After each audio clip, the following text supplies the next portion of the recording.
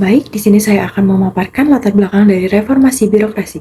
Reformasi birokrasi di Indonesia merupakan agenda strategis untuk menciptakan tata kelola pemerintahan yang bersih, efektif, transparan, dan akuntabel. Upaya ini menjadi bagian penting dalam pembangunan nasional guna meningkatkan kualitas pelayanan publik serta daya saing negara. Secara global, banyak negara menghadapi permasalahan birokrasi yang serupa. Oleh karena itu, perlu menekankan pentingnya tata kelola pemerintahan yang baik atau good governance.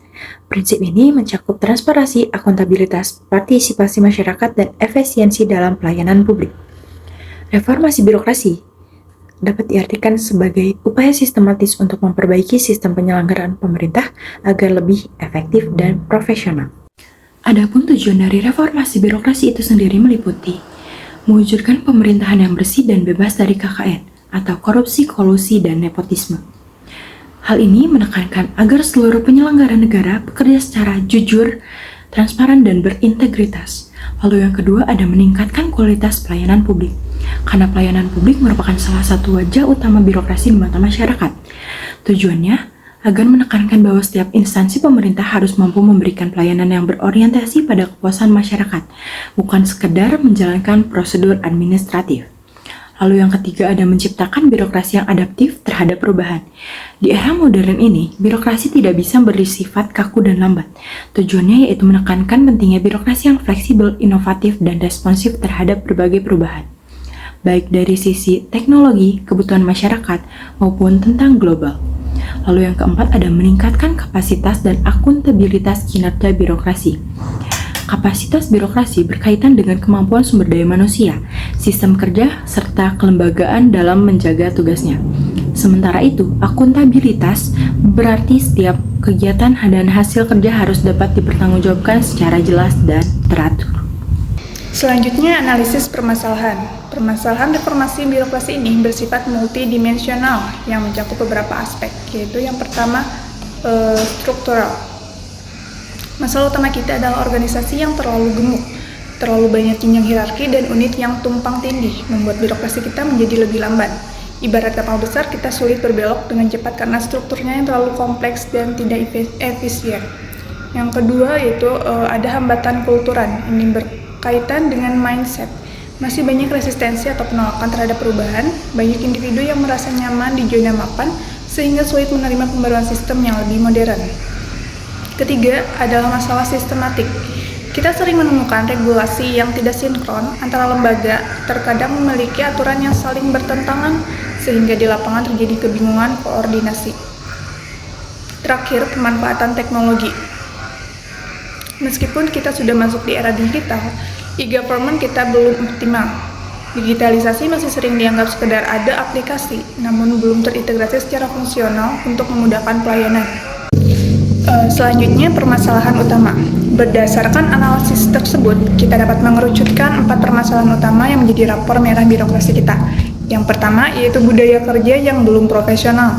Hal ini terlihat dari rendahnya disiplin, kurangnya inisiatif, dan yang paling krusial, pelayanan yang belum berorientasi pada kepuasan masyarakat. Kita perlu mengubah mentalitas dilayani menjadi melayani. Kemudian yang kedua, praktik KKN atau korupsi, kolusi, dan nepotisme. Ini adalah isu sensitif namun nyata. KKN merusak kepercayaan publik dan menghambat kompetensi, misalnya promosi jabatan yang berdasarkan kedekatan alih-alih prestasi. Kemudian yang ketiga, sistem pelayanan publik yang lambat dan berbelit. Masyarakat sering mengeluhkan prosedur yang muter-muter, padahal idealnya layanan publik harus cepat dan sederhana. Inilah yang harus kita pangkas demi efisiensi. Yang keempat, rendahnya integrasi teknologi digital. Masalahnya bukan tidak ada teknologi, tapi jalannya sendiri-sendiri. Data antar instansi belum terhubung, sehingga sering terjadi duplikasi data dan sistem yang tidak stabil. Kemudian, adapun tabel alternatif pemecahan masalah.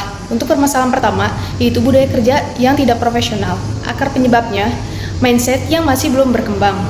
Untuk solusi yang dapat diberikan, seperti pelatihan berbasis kompetensi. Contohnya, yaitu pelatihan etika dan integritas ASN. Tujuannya untuk membentuk sikap profesional, jujur, dan bertanggung jawab. Kemudian, pelatihan pelayanan publik prima. Tujuannya untuk meningkatkan orientasi pelayanan kepada masyarakat. Yang kedua, permasalahan korupsi, kolusi, dan nepotisme. Akar penyebab permasalahan ini yaitu masih lamanya pengawasan.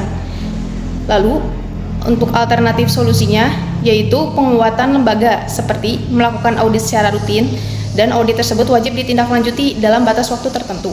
Dan transparansi digital berupa transparansi anggaran berbasis digital di mana masyarakat dapat ikut mengawasi penggunaan anggaran ataupun juga berupa sistem kinerja sehingga semua aktivitas kerja tercatat dengan baik dan dapat diaudit. Permasalahan yang ketiga, ada pelayanan publik yang lambat. Akar penyebabnya yaitu prosedur pelaksanaan yang masih berbelit. Solusi yang dapat dilakukan yaitu melakukan simplifikasi SOP atau penyederhanaan prosedur. Dengan simplifikasi, tahapan yang tidak perlu dihapus, persyaratan dipangkas, dan alur dibuat lebih singkat, sehingga dapat mengurangi dan menyederhanakan tahapan dan alur pelayanan agar lebih cepat, jelas, dan mudah dipahami. Kemudian digitalisasi layanan yaitu dengan mengubah pelayanan dari manual menjadi sistem online. Digitalisasi dapat membuat proses menjadi lebih efisien. Permasalahan yang keempat yaitu tumpang tindih regulasi. Akar penyebabnya yaitu koordinasi antar lembaga yang masih lemah dan dapat dilakukan alternatif solusi seperti menggabungkan aturan sejenis, menghapus aturan yang tidak perlu, serta penegasan kewenangan seperti menentukan secara jelas instansi mana yang berwenang. Dan untuk permasalahan yang terakhir yaitu rendahnya integrasi teknologi digital. Akar penyebab permasalahan ini yaitu infrastruktur dan literasi digital masih rendah. Untuk solusinya yaitu mengembangkan e-government terpadu seperti satu data pemerintah sehingga tentu akan menghindari perbedaan dan duplikasi data. Yang kedua yaitu single sign-on, di mana masyarakat tidak perlu membuat banyak akun untuk mengakses layanan pemerintah yang berbeda. Hal ini dapat meningkatkan kepercayaan publik terhadap kinerja pemerintah. Untuk analisis, kita juga menggunakan analisis SWOT, yaitu Strength, Weakness, Opportunities, and Threat. Untuk aspek strength atau kekuatan, adanya komitmen reformasi birokrasi. Pemerintah telah menetapkan reformasi birokrasi sebagai prioritas nasional untuk memperbaiki masalah seperti KKN dan pelayanan publik. Adanya regulasi anti korupsi dan pengawasan, tersedianya aturan dan lembaga pengawas membantu menekan praktik KKN. Yang ketiga, adanya inisiatif digitalisasi. Program SPBE dan e-government mulai diterapkan untuk mengatasi pelayanan lambat dan integrasi teknologi. Untuk aspek yang selanjutnya yaitu kelemahan. Adanya budaya kerja yang belum profesional, masih ada ASN yang bekerja tidak disiplin, kurang inovatif, dan tidak berorientasi kepada pelayanan. Yang kedua, adanya praktik KKN. Korupsi, kolusi, dan nepotisme masih terjadi dan menghambat kinerja birokrasi. Yang ketiga, pelayanan publik lambat dan berbelit. Prosedur yang panjang, banyak tahapan, dan kurang efisien dalam pelayanan. Yang keempat, rendahnya integrasi digital. Sistem antar instansi belum terhubung dengan baik sehingga data dan layanan yang tidak sinkron. Yang terakhir, adanya tumpang tindih regulasi. Banyak aturan dan kewenangan yang saling bertabrakan antar lembaga. Untuk aspek selanjutnya yaitu peluang, perkembangan teknologi digital dapat dimanfaatkan untuk mempercepat pelayanan dan meningkatkan transparansi.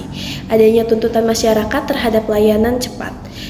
Tekanan publik mendorong birokrasi untuk lebih responsif dan profesional. Yang ketiga, adanya dukungan kebijakan nasional, adanya roadmap reformasi birokrasi dan transformasi digital pemerintah. Yang keempat, adanya kolaborasi antar lembaga, integrasi sistem dan penyederhanaan regulasi dapat dilakukan dengan adanya kerjasama antar instansi.